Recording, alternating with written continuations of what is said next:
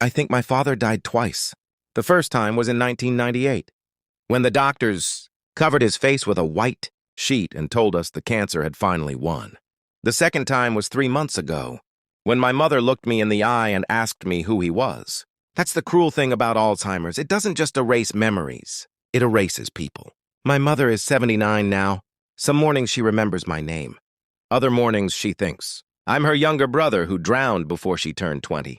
The doctors say not to correct her too harshly. Meet her where she is, they tell me. Still, there's one thing she never forgets. The basement door. Every night around 2 a.m. I hear her bedroom creak open. Then her slippers dragging across the hallway. Then the basement door clicking shut behind her. At first I thought it was random wandering. But no, she always goes to the exact same spot.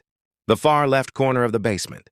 She just stands there staring at the floor. The first few times I guided her back upstairs gently. Asked her what she was looking for. She never answered. Then one night she finally spoke. "He's still down there," she whispered. I laughed nervously. "Who is?" Her eyes shifted toward me slowly. "Your father." Now here's the part I've never told anyone. My father was not a good man. To the neighbors he was charming. Church every Sunday, always smiling. But inside this house, he was different. Mean in ways that don't leave bruises people can see, especially toward my mother. The night he died, I was supposed to be asleep upstairs, but I heard them arguing loud enough to shake the vents. Then silence. I came downstairs and found my mother standing at the bottom of the basement stairs. My father was lying on the concrete floor beneath her, neck bent the wrong way. I asked her what happened.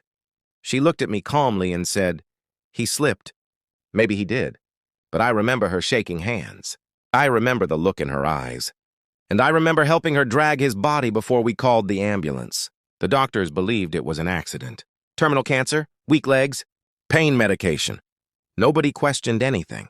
Honestly, neither did I, until the dementia started. Because now, every night, she goes back to that corner and talks to him like he's still there. Sometimes she apologizes. Sometimes she begs him to leave her alone.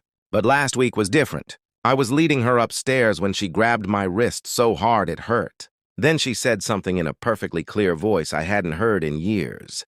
"I pushed him because he was going to kill you next." And just like that, she was gone again. Confused. Frightened, asking who I was. I haven't slept since, because after 28 years, I still don't know which possibility scares me more. That my mother killed my father, or that she finally remembered why.